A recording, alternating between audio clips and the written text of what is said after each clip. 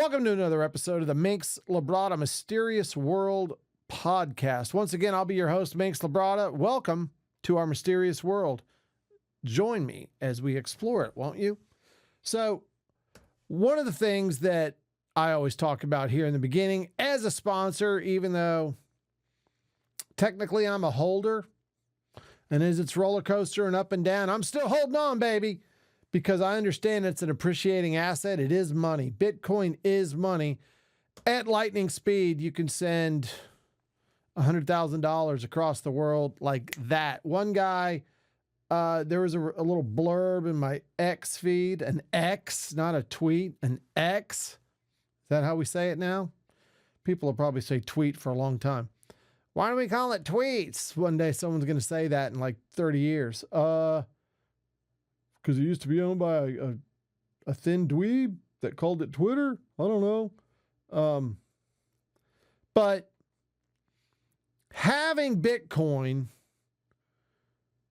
you don't worry about the network.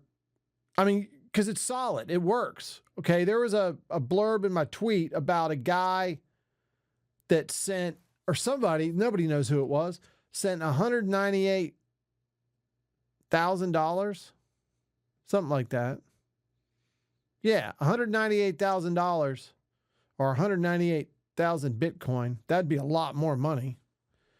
Large number through the Bitcoin network, like no problem. Okay, can't do that with a house. Can't do that with a fine painting. You know, a house is at least 30 days. A painting, any kind of art you're going to sell, you got to insure. You can't, cash. You're going to need a truck and armed guards. Bitcoin's secure. You're good. The Lightning Network's making it faster.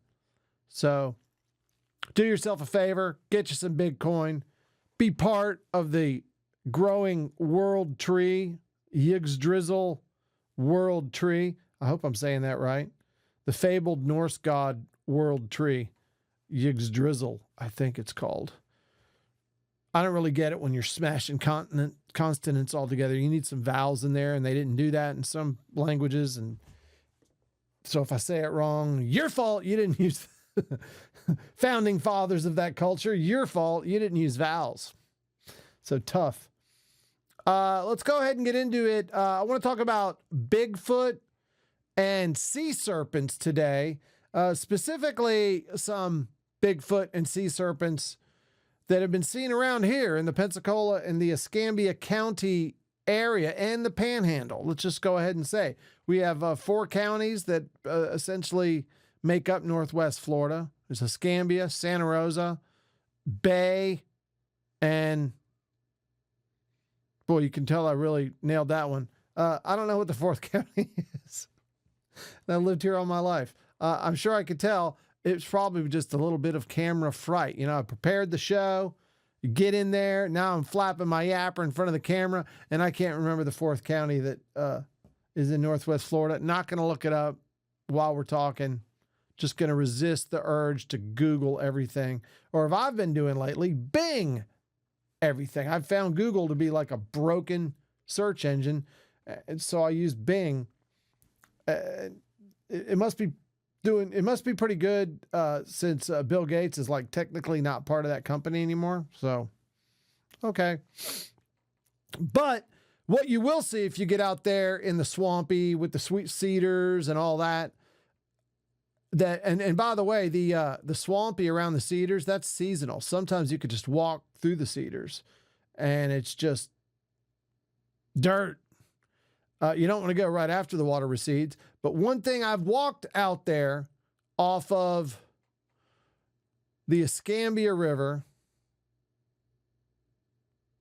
and there's a boat launch there and some trails.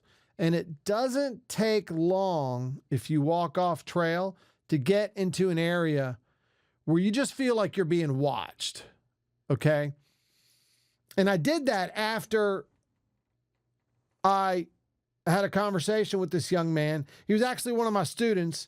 I was a substitute teacher for a little while after Hurricane Ivan destroyed this whole area.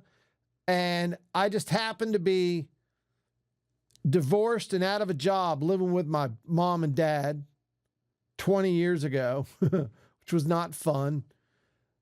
But also, unfortunately, this place called Northview High School in the northern part of Escambia County, their science teacher was killed in the hurricane, right? And then the substitute person that they got for her is kind of like a permanent sub. Like they just needed somebody that, right? It was some Chinese woman, and these kids ate her alive. She didn't have a chance. Okay.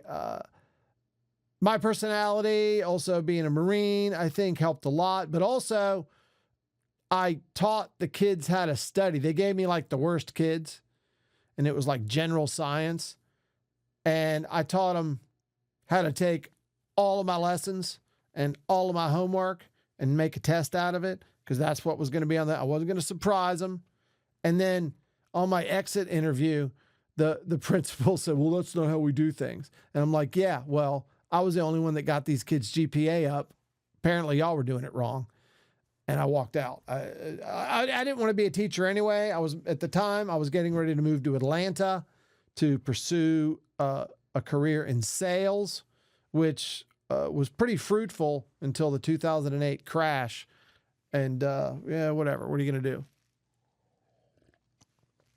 And I'll tell you what you could do about the 2008 crash. We could get one of those contractor tough guy little groups, a bunch of Navy SEALs and Green Berets, and maybe you could go pick up Lloyd Blankfein. Let's have him a real. Lloyd Blankfein is some things I just can't let go. Lloyd Blankfein is the guy that said Americans are going to have to start to learn to use less or settle for less. Americans are going to have to start to settle for less. Really?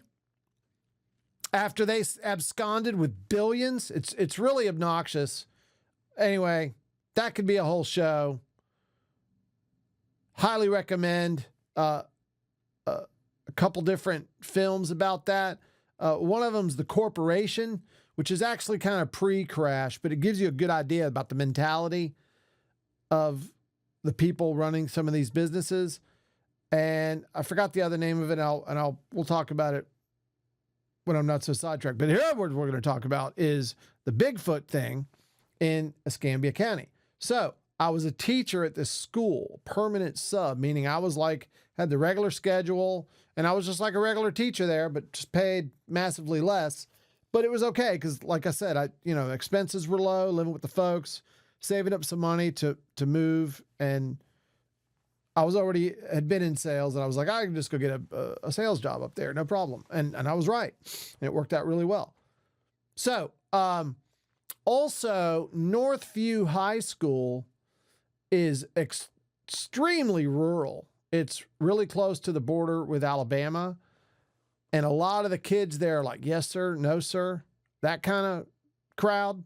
A lot of John Deere shirts, a lot of John Deere hats, a lot of big belt buckles on these kids. And the kid that told me this, just like that. Always yes, sir, no, sir. And just the look on his face, something happened to him. Like if he wouldn't have spoke up, I may have asked him, hey, what's wrong with you today? Because he was in the back of the class just like this. Now, the reason I was able to get him to open up about it is they gave me a lesson plan about, teach your lesson and then do a review. I would do a review on Thursday, and then we'd have the test on Friday. And after the test, the instruction was like directed free time, kind of,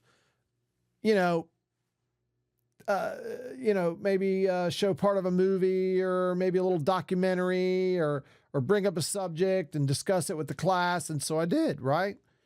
And so I had brought up the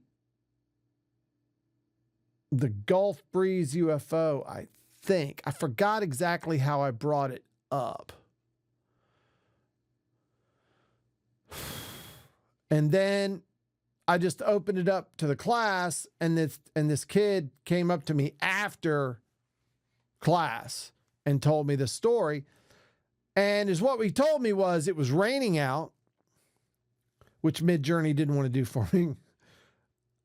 And a lot of times, really, Midjourney was putting the Sasquatch in the boat, which was, I was like, what are you doing? That's not what I said. But, whatever.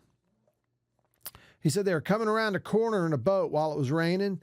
And when you're in a river and you go around a corner, if it's a tight bend, you don't see the rest of the river. You're right. You're just going to see woods in front of you until it opens up. And then now you're on a part where you could see down the river again. Well, as soon as they got to that part, he said they saw something in the water that about 7 feet tall, based on their knowledge of how deep it was. It was about waist to rib cage high. And when it saw them, it started going towards them. And, of course, they'd never seen anything like that. They got scared. They gunned it and then turned around, and it had started walking.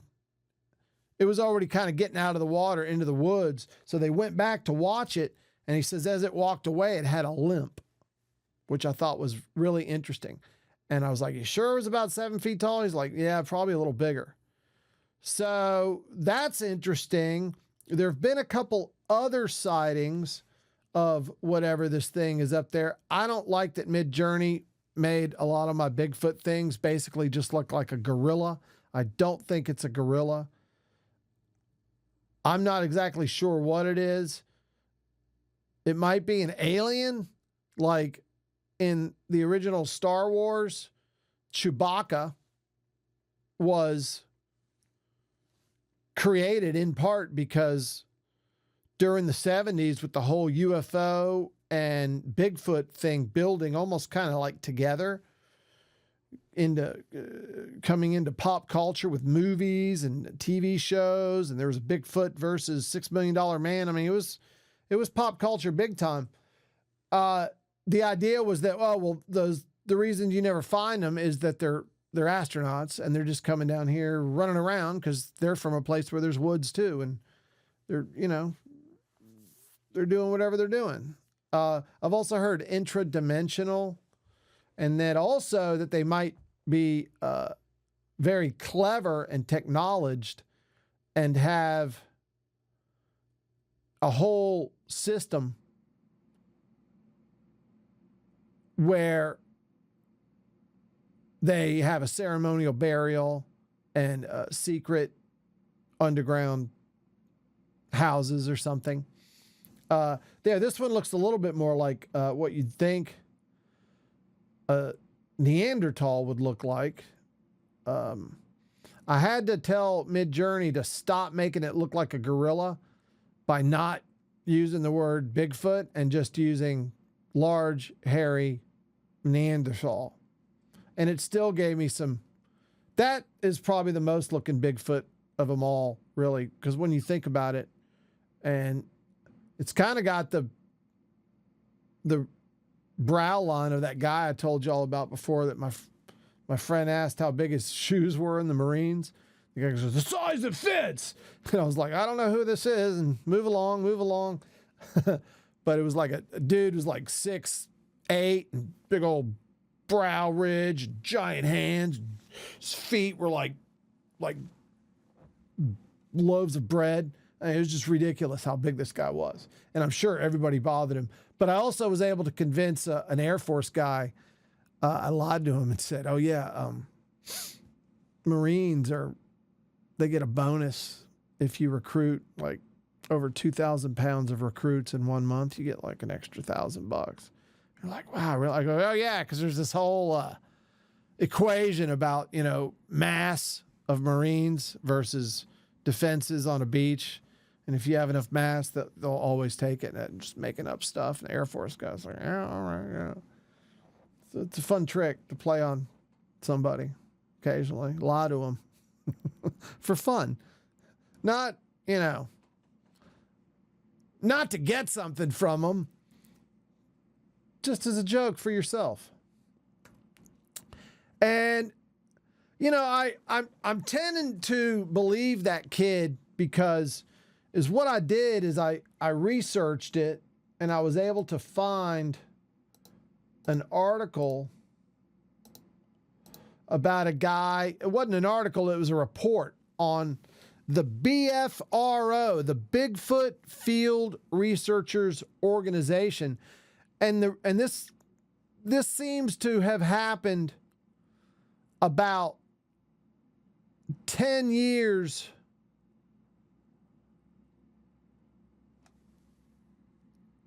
before the sighting that I was told by that young man.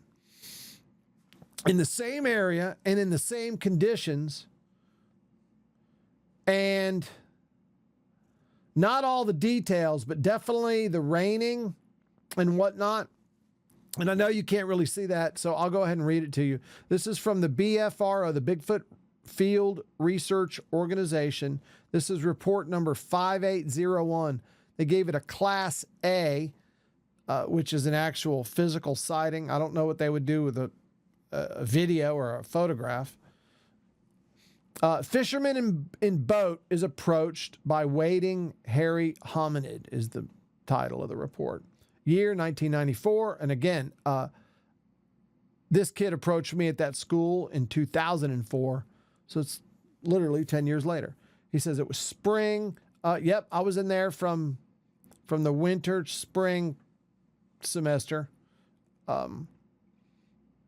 Month, April, probably around the same month.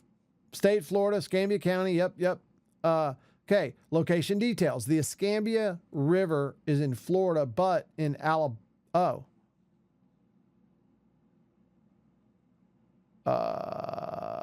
This guy just writes too weird for me to want to read some of that stuff.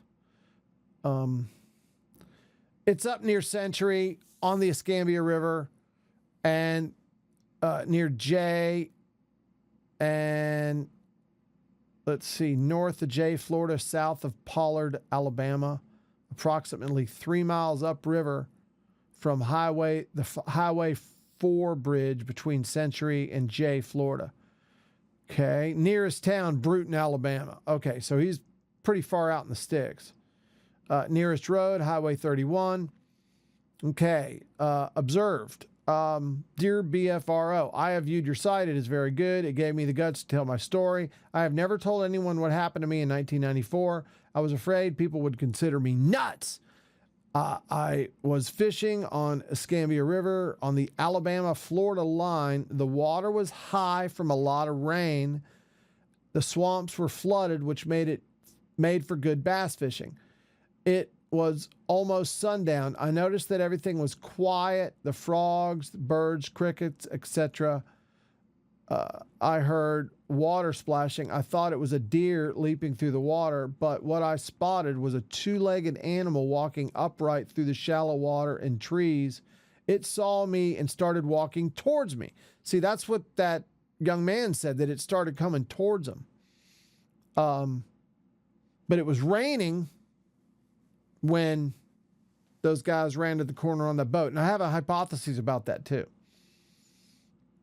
And on this guy, it said it had been raining. I thought it was also raining in this site because I'd read this before.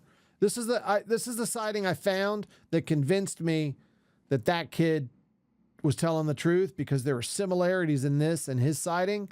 And this was like a good Christian kid, the yes or no sir, like I said, the John Deere hat, Western shirt, big buckle, cowboy boots, the son of a farmer. I mean, seriously, like, no way this kid's making this up. It's not that kind of person. Okay. The water got deeper, almost to its chest, and it turned away and went back to shallow water. It watched me for a couple of minutes and wandered back into the swamp. It never made a sound, but it tilted its head back and forth like it was trying to figure me out during the time it watched me. I have since purchased a camcorder, but I haven't seen it again. The one I saw, I would guess, was about 6 to 6.5 feet tall. It was dark tan in color, but had a little black hair around its shoulders. Its hair covered most of its body, but it had a bare places on its face and elbows. I would guess it came within 75 yards of me. I was stunned and very scared. As soon as it was out of sight, I left as soon as my motor would start. I often wonder what would have happened if I would have been in the shallow water. It did not act as if it was going to attack. To me, it looked as if it was in despair. There's a lot more to my story, but I'm not a very good typist. Thanks. Name omitted. Okay. Also noticed, judging by others' pictures I've seen, it looked very poor and unhealthy. The kid told me that it was limping, and that it's, if you break your leg out there or get hurt, you're going to be limping if you can even walk again. No other witnesses. Well, this kid told me he was with other people in a boat, and I don't remember having asked how many people were in the boat, but I thought it was significant that it was raining. And the reason I think it's significant is because if it's raining outside, you're masking a lot of sound because, right? If you're coming up in a little boat with maybe a small little 9 horsepower little motor, you don't need much on the river. That might not be enough to go above all the rain. And when the rain comes down, when you're out in the open, as hard as it rains here sometimes, we get about 130 inches a year average, which is, that's the Amazon basin. We get about 110 a year, which I researched when I was a kid and put that in a report. Anyway, it's funny how you pull that stuff back. So here's a follow-up investigation report by the BFRO investigator Vince Lauria, which I should reach out to this guy and tell him my story about the kid because it supports this. The witness had about a 4-minute view of the animal. Although he fishes the area often and sometimes at night, he has never seen anything like this before. He did relate an experience as a teen while fishing off a nearby bridge over a creek. It involved loud vocalizations and shaking of trees and bushes and caused he and his friends to run home in terror. Wow. Witnesses later appeared on OLN TV's Mystery Encounters and gave his testimony on camera. He has been consistent in his story. I also videotaped the witness telling his story to another witness near the sighting location, who had plaster cast of footprints from Berrydale, South Bruton, Alabama. That is really close to here. I could get there in probably an hour. Those two came across with sincerity. And that's the way that kid struck me. I don't know what it is. It was the eyes and the tone of his voice and the fact that he wasn't in any, he didn't have art. He wasn't like really a creative kid. He was just this hunter kid. I'd like to go find him now and see what he's, remember that time you told me about Bigfoot? Well, I got a podcast now. Give me a call. The nearest towns are actually Pollard and Floimington in Alabama and neighboring Century across the line in Florida. Excuse me. The area in question was the site of a documented sighting reported by a truckload of workers of a similar animal. So that would be the 3rd sighting in that area. There are oil operations in the area and a hunt club which restricts access to the public by the public. The floodplain area is full of scrub and larger trees, including cypress, and is extremely thick, while rich in wildlife and a variety of plant types. It also connects via a river to much more expansive forested area. Also, since this report was made, I have talked with a teenager who was driving an ATV in the area on the hunt club land on a rainy day. There it is again. And he turned his head while stopped at a dirt road crossroads in time to see something tall, dark, and hairy. How you doing? I'm tall, dark, and hairy. Sprint across the road nearby at an extreme rate of speed. All right, so that'd be the third. So it's probably not a bad idea to follow up with these people, and I can tell them my story, even though it's secondhand, or maybe search this guy down since, hopefully he's still around. So I think it's important when you're looking at this evidence and engaged in this kind of research. There again, Midjourney's giving him the ape nose. It's not an ape. Yeah, I posted them because they're nice images. And that one's a little bit more like what Bigfoot might look like more of a person, but a wild person. And another hypothesis I have of what this might be, they might be wild, feral humans. Has anybody ever even thought of that? This one was like 6.5 to 6 feet tall. And, if somehow you end up out in the woods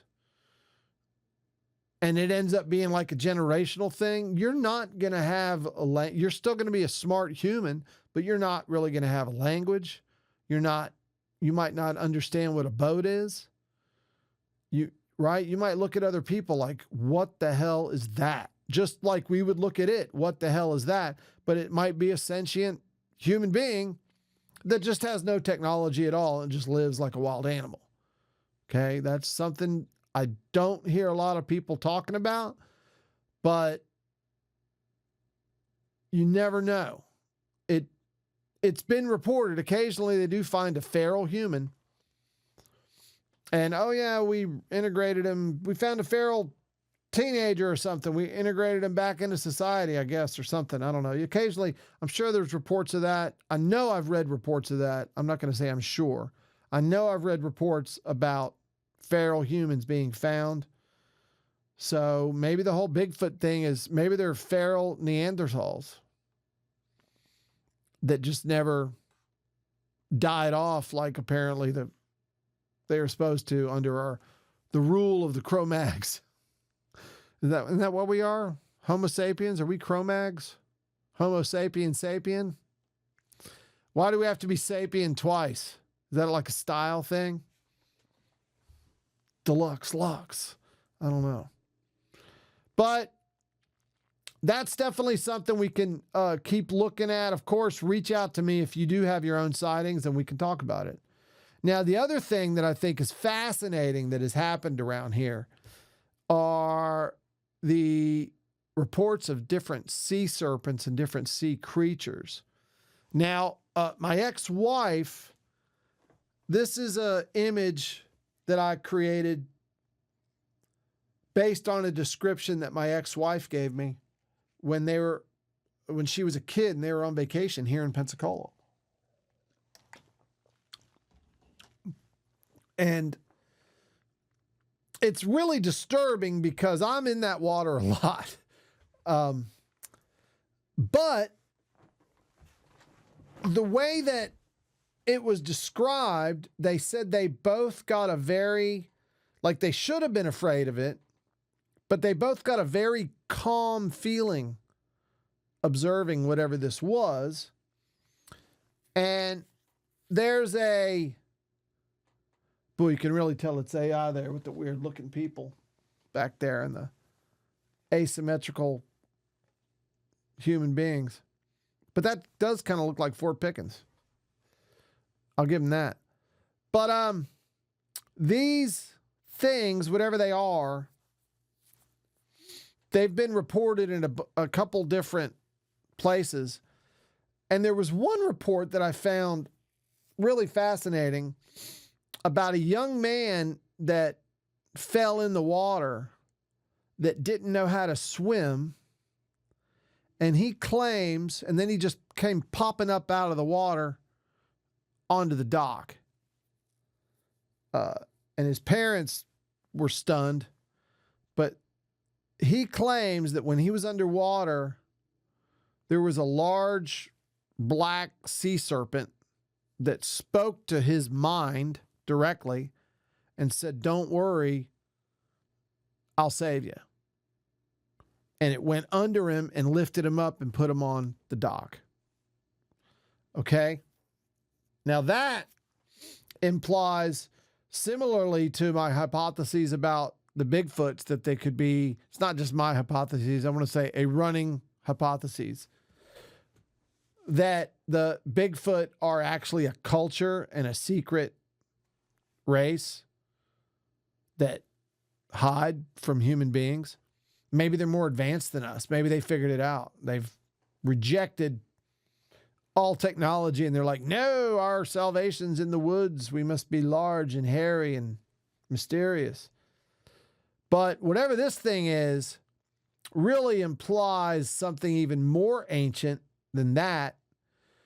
If there's a sea serpent out there with a race of sea serpents that have telepathy and seemingly can save people, that speaks of, to me, billions of years of evolution of something that was, and if it's lizard-like, like people reported, they thought it looked like a big snake, or but not quite an eel. Maybe some finlets, but not the eel, big long monofin, like you see on some of those, the ones that undulate back and forth. And if that is the case, if these things are out there, then how would you ever even, how could you track them down? If they're psychic, essentially, then they're going to know that we're trying to look for them. And if they don't want to be seen, they're going to know to, and you can develop your own intuition too. And, maybe that'll help you find one. So also, I did hear an explanation that really made me laugh when I first heard it, is that a researcher claimed that the reason no one's ever found Bigfoot or really taken a picture is that they're psychic. And I laughed, but then the more I thought about it, I was like, well, you know what? Why couldn't it be an entire species that are all psychically gifted, that are a culture, and that's why we never find them, is they can feel stuff. Oh, nope, got to stay secret, can't go there. Right? Maybe not right. I don't know. It's all very strange. It's all very mysterious here on the Minx Labrada Mysterious World podcast, isn't it? And the stories don't quite add up to where the sea serpents have their own database, like the BRFO. There's not a SRFO. There's not a serpent research database, sea serpent database. There's cryptid database, and occasionally you'll hear about a serpent in there, but you don't hear about it too much. And the other thing I'd like to know, hopefully these things, if that story holds true from the young man that seemingly was saved by one, and then my ex-wife and her father saw this thing, and it didn't just, oh, look, lunch, and try to get them. Interesting thing about my ex-wife and my father-in-law, they also saw a thunderbird after a rainstorm at my father-in-law's house, father and mother-in-law's house in Slidell on, I want to say they were part of Bayou Liberty, is the bayou that they were part of. I'm not sure, but they had a house right on the water on a bayou, which not good during a hurricane, but great all the other times. Just don't let your kids walk near the edge of the water ever. Not in Louisiana, but definitely don't even go there yourself at night unless that's what you do and you're kind of a gator hunter kind of dude and that's what you want to do. But that's what'll happen. And I don't mind kayaking with them. I'll do that all the time. It's no problem. Just don't swim in the water with them and don't be bait at night. But there's no database. And then, the idea that there are sea serpents really should be a little bit more more of a cultural thing, especially we're kind of a seafaring nation because we come from mostly from Britain is like our founding fathers, and they were seafaring. So we're seafaring. And you'd think we'd be having some kind of a sea serpent database, but no, we don't have anything like that. It doesn't exist. And let's go ahead and watch some videos together that I found about the sea serpents. I didn't really find anything about Bigfoot that I thought was worth a damn, but there's a couple articles in here. Oh, wait, there are some Bigfoot articles. This is a guy who wrote a book, and he's in Crestview. I reached out to him. I tracked him down on Facebook and asked him if he wanted to interview. He wrote this book. He's seen some Bigfoot. And when I went to his Facebook page, he's got a moving company. I want to say it's called Bigfoot Moving Company. It's got a Bigfoot on the side of the truck, which is just great. You can't blame him for wanting to do that. But there's him and his wife showing off their little book, and they got a little write-up in the Daily Commercial, which I guess is a Crestview paper. This little article, A to Z Animals, is the 3 places in Florida where the likely legendary skunk ape has been spotted. And right off the bat, they go to a Chopkey and in the Big Cypress National Preserve. Now, I've done a lot of kayaking in Wekiwa Springs and Blue Spring down in Central Florida, also Weeki Wachee. And let me tell you something, when you're on one of those creeks or rivers and literally like in the middle of nowhere on both sides, give you a good example, Silver Springs is where they shot the first Tarzan series with Johnny Weissmuller. And the reason they did that is that it all looks like a tropical jungle. So you're out there in Central Florida on a spring and anything could be out there. I've seen the Florida bear. I've seen a Florida panther and pretty much every kind of bird you could think of. A spoonbill, if you ever see a spoonbill, you'll know it because bam, that color, it's somewhere between pink and orange and it just right into the pineal gland with that. Cool bird. But when you're out there and you're looking at water like what's on this screen here, yeah, you might see more than just a Bigfoot. So be careful if you go out there looking. You know, I started paddling backwards when I saw the bear, and then it got out of the water, and I realized, oh, okay, that's about a 250-pound Florida bear, Florida black bear. Looked like kind of a big dog with a blunt face. And I was being such a dork, and I was so excited to see it. I was like, a bear! And it just ran away. And then a couple weeks later, I was going down that same river. What would that be? That would be the Kings River. Is that what it was called? Because it intersected Wekiwa River. And there was an arrow that said King's Landing. And it was when Game of Thrones was really big. So I was like, I'm going to King's Landing. But on the way back, I'm pretty sure it was the same bears. What I used to do is paddle for about an hour upstream and then tie off and chill and, you know, tell the alligators to go away. There's usually an alligator following you. Happens. They're smart. They think you're fishing and they want to steal your fish. Not really. He was sizing me up. But what I would do after that is just chill and flow back and just ride the current until I hit that intersection again. Then you have to paddle upstream again to get back to the spring head. But I guess I was so quiet, and that's something that I learned in the Marines, especially in recon school. They really drive that home. Want you to breathe through your nose a lot, like the sniper school guys do. But I just heard this boom, boom, boom, boom, and I looked up, and there was a bear, seemed like the same bear, fireman polling coming down a tree. And is what they do is they'll climb trees and look for honey and whatever. They're omnivores. Maybe beetle grubs or something in the tops, right?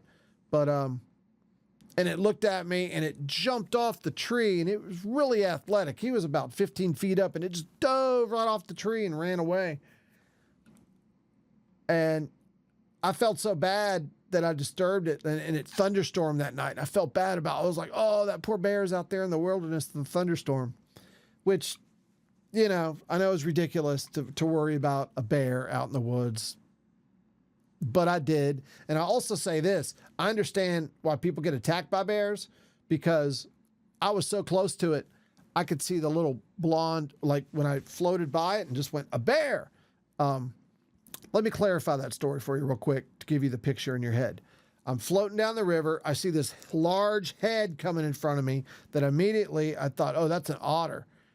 And then I realized, oh, that's not an otter, that's a bear. And I start paddling backwards, and I'm pretty much only staying in place. But I did paddle backwards enough to a shallow area to where I was able to dig my paddle in and just stop.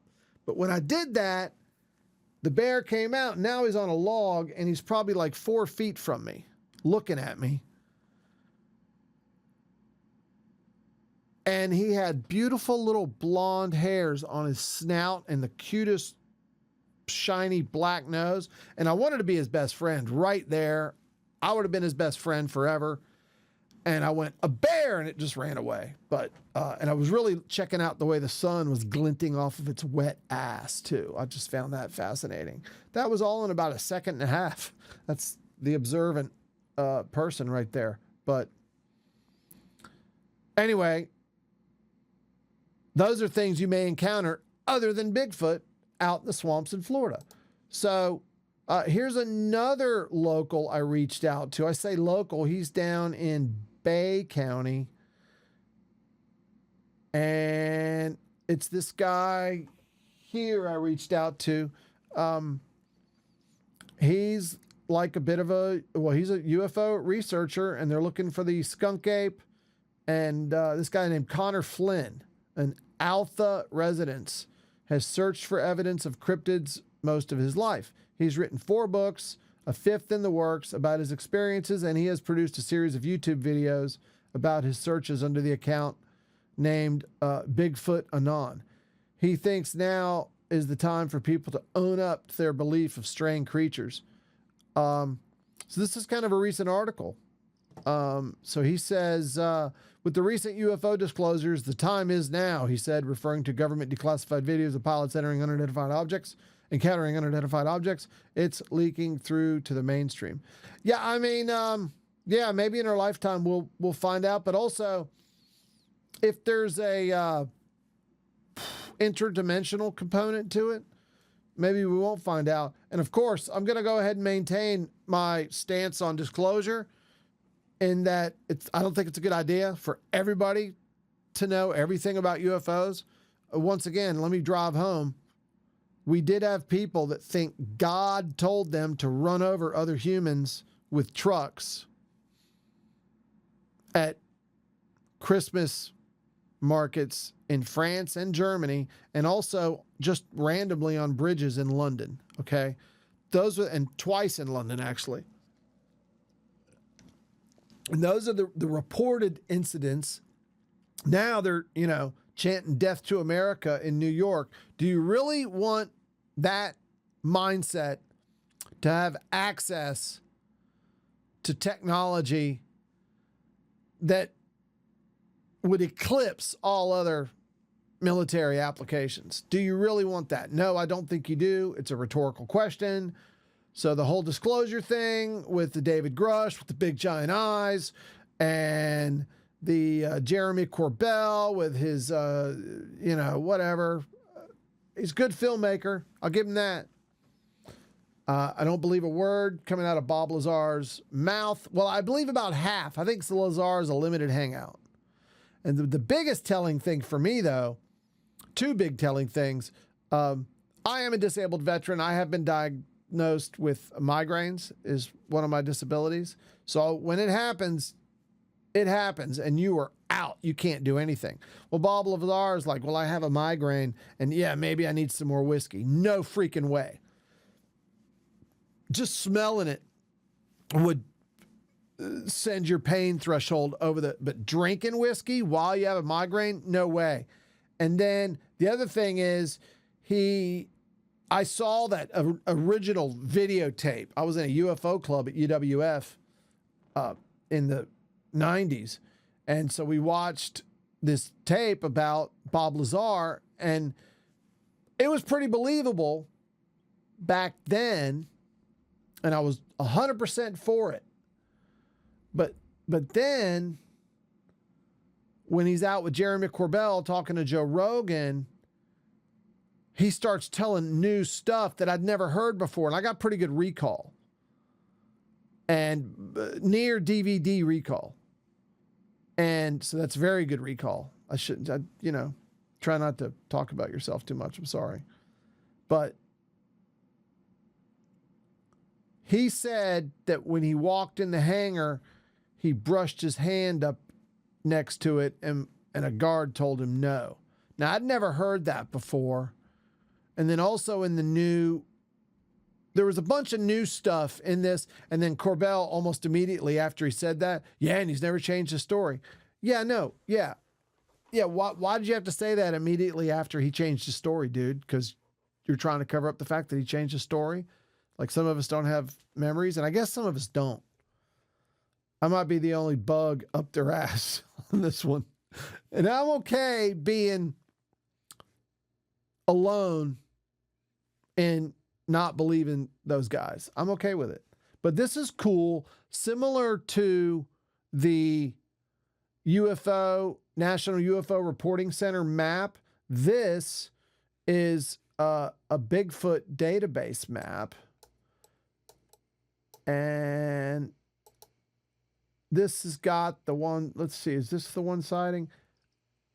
Creature was dark brown reddish, crossed the road quickly, moving left to right, north to south to north. The arms did not swing like any videos or descriptions. Very upright, almost like it floated. Oh boy. At the time, I was rounding a curve. A storm was coming in, blowing left to right, very bluster. Oh, this is the kid on the ATV. The creature moved right and left and lined up in my headlights the entire time.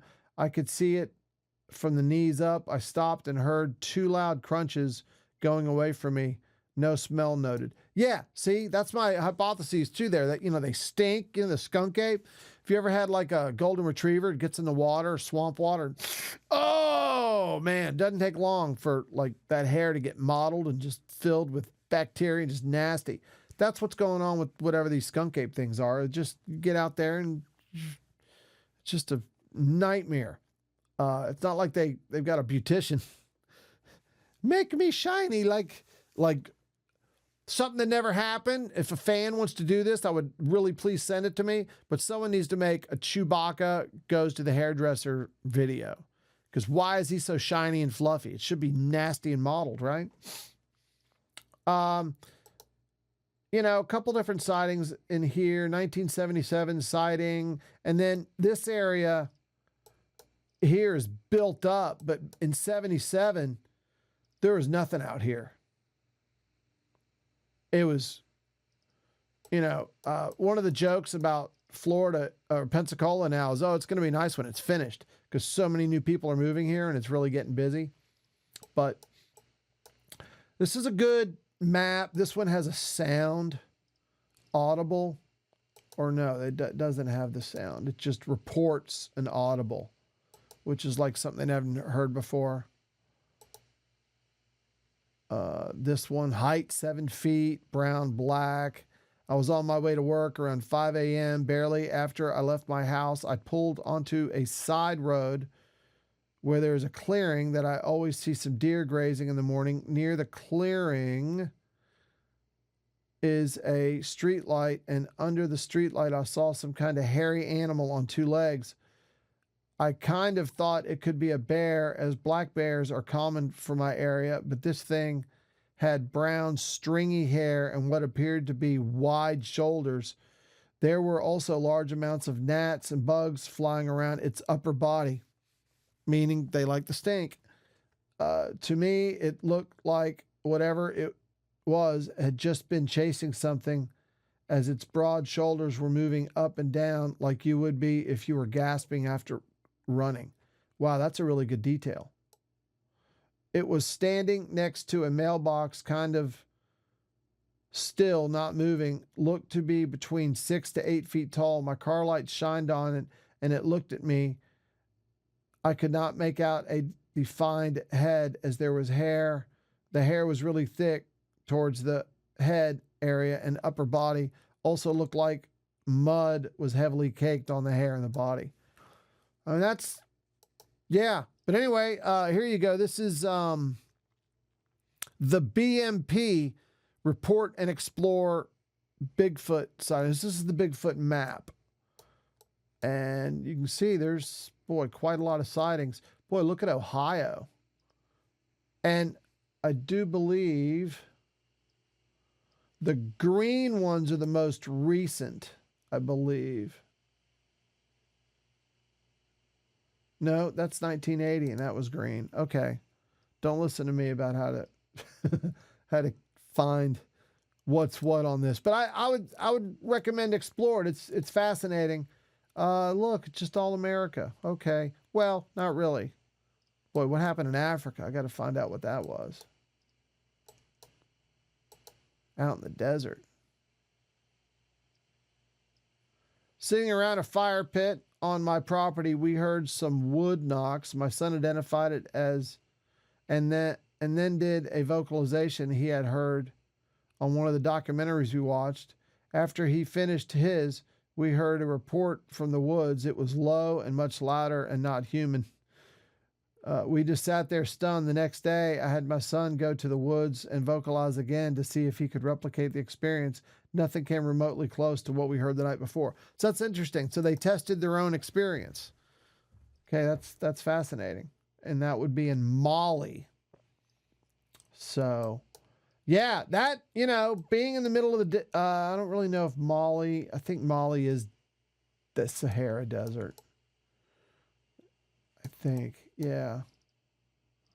And in India, see, there's no reports in India, but I do remember reading a report years ago in somewhere in northern Italy that there was a town that was being harassed by a mystery simian. That's literally what they called it, mystery simian, which really that's what we're dealing with, right?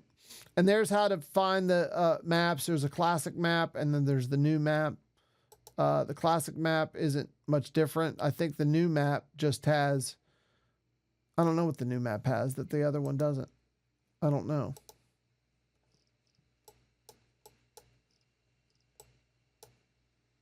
All right. Yeah, that's the new map. That's the classic map. I don't see a difference. Okay. So it is what it is. Again, the BFRO is your Bigfoot Research Organization database. And then I want to talk about some sea serpent stuff here too, as we close, because that is part of the show. And we do have video, unlike Bigfoot. Well, there is Bigfoot video, but I haven't bought any of it yet. There was one overhead drone shot that might have been a Bigfoot, but it could also have been a guy in a suit. And my first question was, because it was directly over the thing, well, why didn't you fly away and get a 45-degree angle so we could see the rest of it? Really? But this is fascinating. It might just be some otters swimming together. But that does look right there. That did look like the same creature. It might not be. You want to see that again? Look at that. Because that could be one hump, and then that could be the other part of the eel. But it also could be two things. There it is again. I mean, I would be worried if I saw it. I'd get out of the water. I was bodyboarding once in Southern California. There's a bunch of other surfers out there. And it was a day where we were at the, it was a break called Warm Waters, which was a pair of jetties that let the water out from the coal-fired power plant that powers the area, and hence called warm waters, right? Actually, not too good of a place to surf. You'd always get like some kind of organism or something. You'd have to do the alcohol in the ears and all that stuff. Tea tree oil in the nose, kind of decontaminate yourself when you got done surfing there. But one day, it was really big. It was probably about like a solid 6 to 8 foot day. Just boo, boo, boo, boo. Maybe bigger than that. Maybe more like about 6 to 10.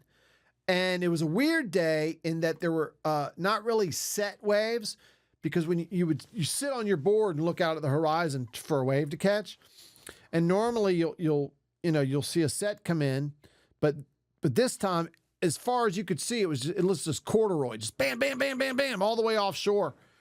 And at one point, a gray whale jumped out of the water, and it was so big, it was just all in slow motion, and it was probably only about 50 to 75 yards away, and maybe 100 yards away. It's hard to tell with how big it was, but it looked like a city bus, basically.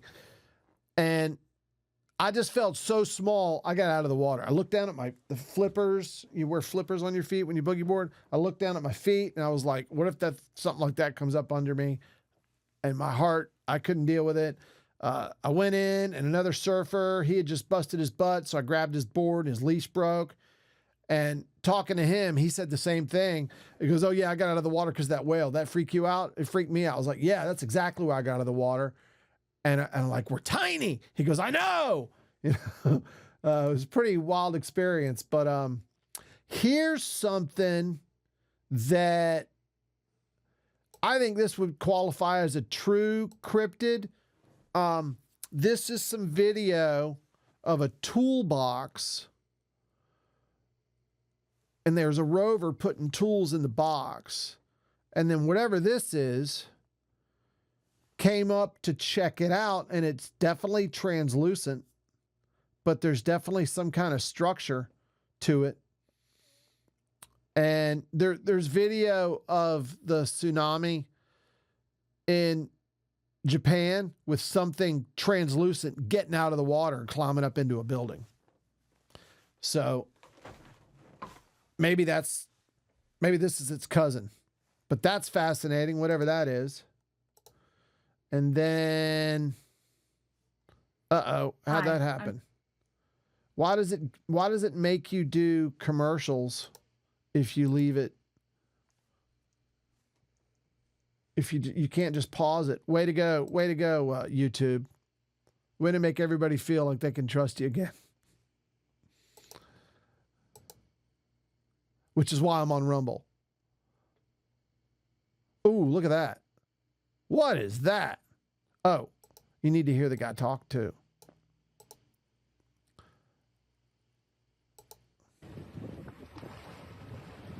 Look at that. Look at that. So what is that? And then they're a little down here. I think they slow it down a bit. Are they zoomed in or what? Look at that. What was that? It's something that came. You can hear a breathing. So it might not be anything too mysterious. It might just be a kind of whale thing. But it had 2 nose holes. If you noticed that, am I the only one that noticed 2 nose holes?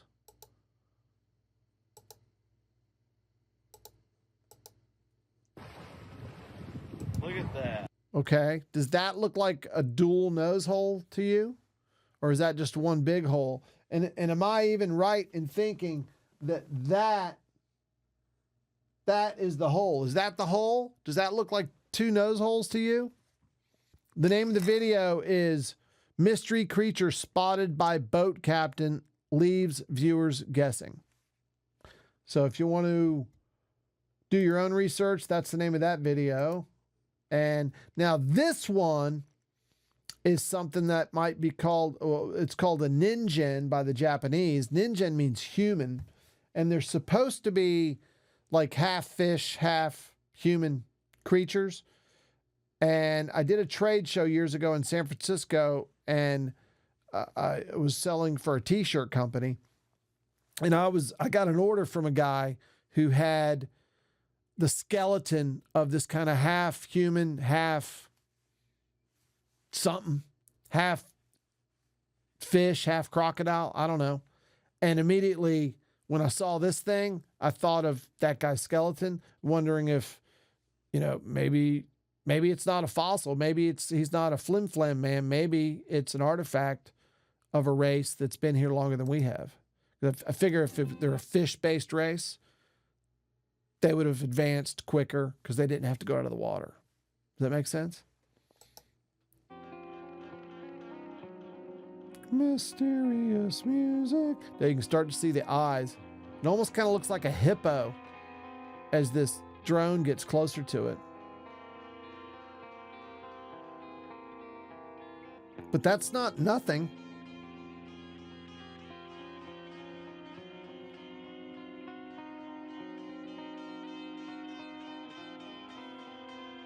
Yeah, very little movement, potentially deceased.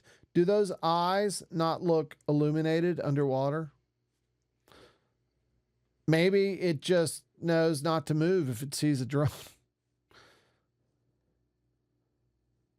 But to me, that's potentially a lot scarier to me than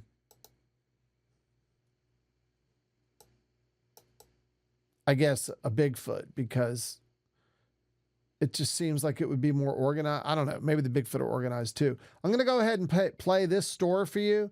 This is a guy that was attacked by a sea monster. It's a story you'll see only here on Eyewitness. Or a woman News. and a guy that fought it off. With our Sean Daly. Sean, You just need to hear their description. It's We haven't heard of anything quite like this around here before. Imagine swimming mindlessly in the late afternoon sun when all mindlessly of a sudden, swimming. out of nowhere, a huge, horrifying creature. Need to think about it. 15 feet long. But I think I know what he dropped means. It's your relaxing. Tuesday afternoon here at Teddy's Beach in Portsmouth. What happened gives new meaning to this danger sign.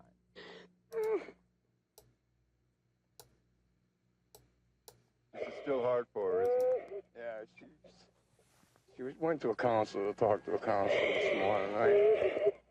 So. It was low tide, and Rachel Carney was out beyond the danger She didn't fake sign, that. floating on her back, relaxing, when big trouble struck. I turned around, I heard a hissing sound. So I stopped, I looked beside me, and all I seen was a face come up with these big teeth, and I just remember the face being like shaped like a basketball, and the face went in, like kind of sucked in, and then went like squared off. Then it had all white, and it kept swimming around me. It rubbed up against my leg, so I just stopped, and I pretended like I wasn't moving. That's when it rubbed up, went down, and kept going around me. It rubbed up against your leg? Up against my leg. It touched you? It touched me. That's how I knew it was scary. Scary. With scales, because I felt the scales, and plus I seen the face. She said that's how I started swimming away. She said that's how I knew it was scaly, not scary. It sounds a little bit like scary because they're from Rhode Island. Danny, Totally different accent up there. help me, something's chasing me. Rachel Carney's fiance, Dennis Vasconcelos, had been fishing with a buddy on these rocks. He raced into the water. It's going to get her. I grabbed her by the ass, or rear end, and I grabbed her like that, and I whipped her in. We're over her head. I whipped her in. I says, Rachel, just swim. Don't turn around no matter what you hear, right? Now, I stood there, and the thing's going like around me and stuff, all right? And I can see how big it is and stuff. The thing's going around him. So does that mean it's got a lot of different tentacles? It was wrapping him up? Or was it a serpent? It's gigantic, okay? It has scales on it and stuff. Now, all of a sudden, from me to you away, this big head comes up. Honestly, I've never seen nothing like this before in my life. It's like a basketball. It's like this big, okay? It comes up, and it's got these fangs, like my fingers, right? The first, this many in the bottom, and about 2 or 3 at the top, plus layers inside, okay? And it's like blackish on the top a little bit, and it's got a couple of scales that you can see and stuff, and you can see the white starting under its neck, and it shoots water out of its nose, right? And out of its mouth, it goes like this to me. It goes, and it spit the water out of me. Now I think it's going to kill me, you know what I mean? The group thinks the creature was attracted to blood from a nasty injury to Joey Melo's leg. Joey was out in the water as he is right now, cleaning his leg. What are you doing, Joey Melo, going in the water when you're getting bit? Huh? What are you doing going in the water? You're supposed to know you don't go in the water. You get the blood in the water. You ever heard that term? Yeah, attracts sharks and apparently the basketball-headed sea monster as well with the big fangs. That is a horrifying story, by the way. And did anybody that just saw that, do you just not believe those people? I totally believe them. They sound real to me. How much blood was there? I bled for an hour and a half, and it just wouldn't stop. I will not ever go in salt water again. You know, just I'm on vacation. I'm bleeding for an hour and a half. Why would you bother anybody? That part is nuts. You know, but look at the anguish on her face. Totally real. There's no way. If she was that good of an actor, she'd be in Hollywood. Because I am not scared. I thought I was dead that day, honestly. I didn't think he was going to make it in time to get me. I just thought I was dead. I thought it was a fauna. At first I thought it was an eel, okay? And I think the other thing that's interesting is those kids behind her. You know how kids are. They'd be all, nuh-uh, if it wasn't real. That means they saw it. Because you know how kids, you can't get anything over on kids. They know it all. I mean, you know, like neighborhood stuff and like they read people immediately. Look at these kids' faces. This happened.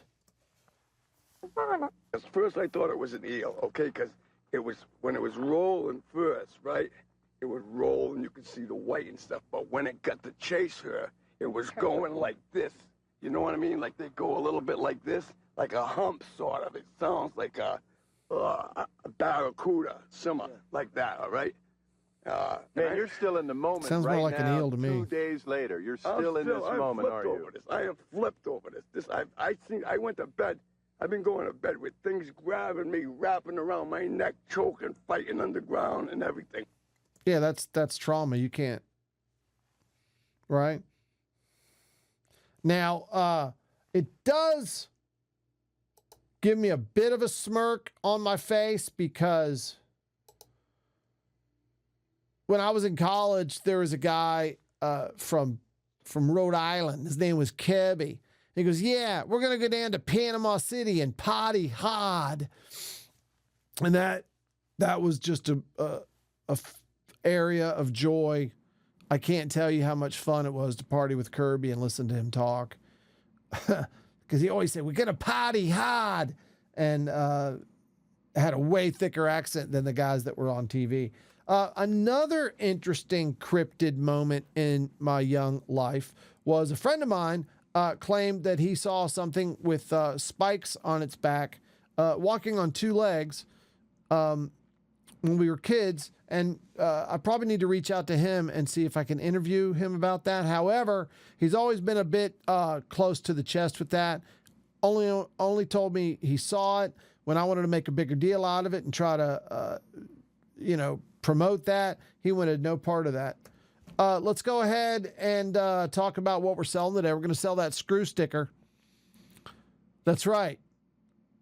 The screw sticker. What are you going to do with that? Well, if you happen to have an encounter with people that trashed your beach, riverfront, park, or lakefront, and they're proud that they love some kind of animal, well, now on the way home, now they're doing something else to that animal, and then ridicule might make them think twice about polluting your area. So if you'd like to join me in that little practical joke on people that aren't really nice to your area, you could send $15 on PayPal to minxlabrada@startmail.com. Subject line, stickers, screw stickers. You could just put stickers if you don't want to write screw. I'll get it. Make sure your address is in there so I know who to send it to. That's postage and handling, the whole thing included, $15. And you're going to get yourself a whole sheet of these stickers to wage your own little war of sarcasm against people who don't care about you. It's true. Once again, that will conclude the Minx Labrada Mysterious World podcast. As always, I'll be your host. I really appreciate your time for this today, and it's another great day in America. Thank you for your time.